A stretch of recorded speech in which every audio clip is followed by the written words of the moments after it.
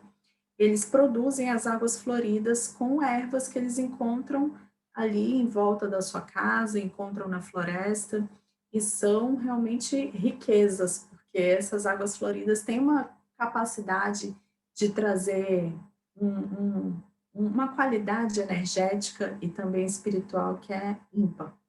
Os povos da Amazônia como um todo utilizam principalmente a resina de breu.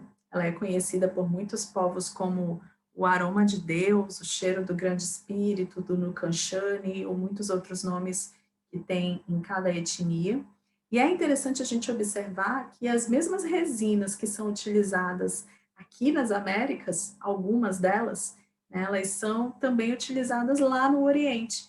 Então, plantas que ocorrem, por exemplo, na região mais desértica do Oriente, como o olíbano e a mirra, tem seus correspondentes aqui nas Américas, na forma do breu, né, e de outras resinas que são da família das Burseraceae. O próprio palo santo, que é tão comum na América do Sul, na América Central, também faz parte da família das Burseraceae, que é a família das resinas sagradas.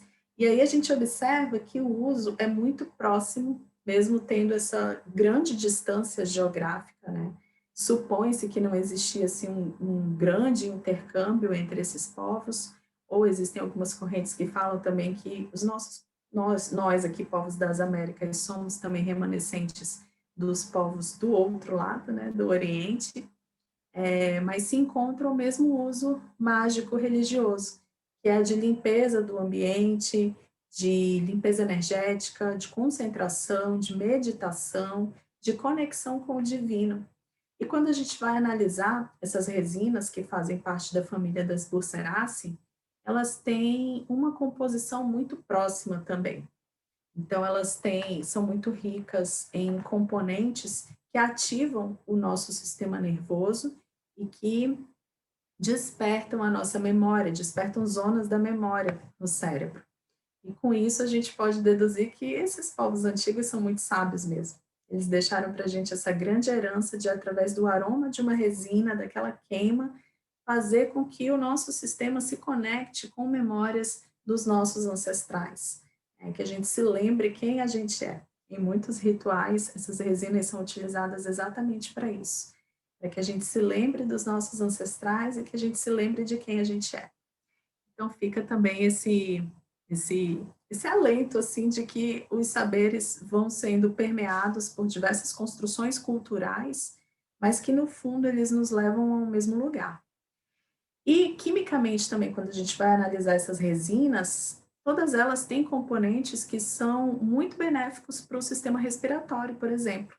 Então, elas têm componentes antissépticos e anti-inflamatórios que também facilitam a nossa respiração. Então, ampliam a capacidade respiratória, fazendo com que a gente capte mais oxigênio, com isso, nosso sangue mais oxigenado, a gente tem mais vitalidade. Então, também, não que eles soubessem a composição química, né? Por isso eu digo, muito antes de serem criados os estudos científicos, esses povos já faziam a ciência na prática a partir da sua observação e do uso milenar.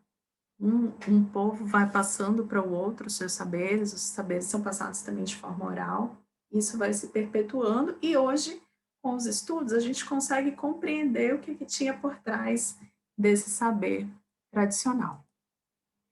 Bom, então, essa é a água florida que eu falei para vocês, para quem não conhece, é um um frasquinho, tem várias versões dele, na verdade, esse é o mais tradicional, e que é uma versão comercial das águas floridas feitas pelos povos tradicionais.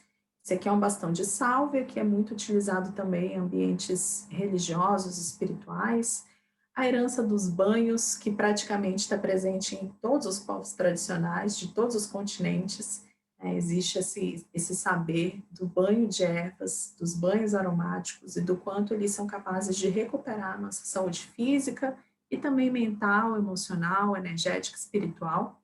E aqui, essa madeira bem linda, toda cor de rosa no centro, é uma madeira que se chama pau-rosa. Ela é da família das Lauraceae e tem uma correspondência com plantas que também estão muito longe da gente, que estão lá do outro lado do mundo, né? Que são chamadas Rulif, Ruud, por exemplo, ou a própria cânfora, né? São todas da mesma família. Essa família Lauraceae também tem um representante bem popular nas nossas cozinhas, que é o louro. E todas elas têm um potencial antisséptico bem interessante também.